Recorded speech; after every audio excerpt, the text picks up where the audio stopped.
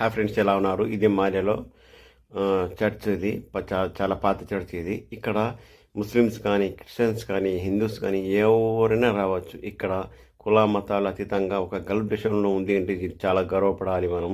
అదే కానీ మన ఇండియాలో చర్చ్కి సేఫ్టీ లేదు, మసీద్కి సేఫ్టీ లేదు. ఇప్పుడు రాళ్ళు వేయడం కానీ, ఒక్కొక్కరిని కొట్టడం కానీ, మా దేవుడికి జై అని చెప్పమని కానీ అలాంటి ఏముండవు. చూడండి, ఒక గల్ఫ్ దేశంలో చూడండి వాళ్ళ ప్రార్థనలు వాళ్ళు చేసుకుంటున్నారు. నిజమైన ఇలాగైనా ఉండాలి. ఒకరిని బాధ పెట్టకూడదు. ఒక ముస్లిమ్స్ కానీ, ఒక క్రిస్టియన్స్ కానీ, ఒక హిందూ కానీ. చూడండి, బయట పక్క కానీ చర్చ్ ఇప్పుడు ప్రార్థనలు అయిపోయినాయి, టైమింగ్ అయిపోయింది. ఇది బయట పక్క చూడండి ఎంత ప్రశాంతంగా, ఎంత ఉండదు. ఒక్కడు కానీ గొడవ పెట్టడం ఇక్కడ ఉండదు. చాలా అంటే చాలా సెల్యూట్ ఇక్కడ ఉన్న వాళ్ళకి అందరికీ. ఏ పండగ వచ్చినా కూడా ఒకరు చెప్పుకుంటాము, అందరు కలిసిమెలిసి ఉంటాము. అదే అండి మానవత్వం అండి. మానవత్వం చాటుకోవాలా.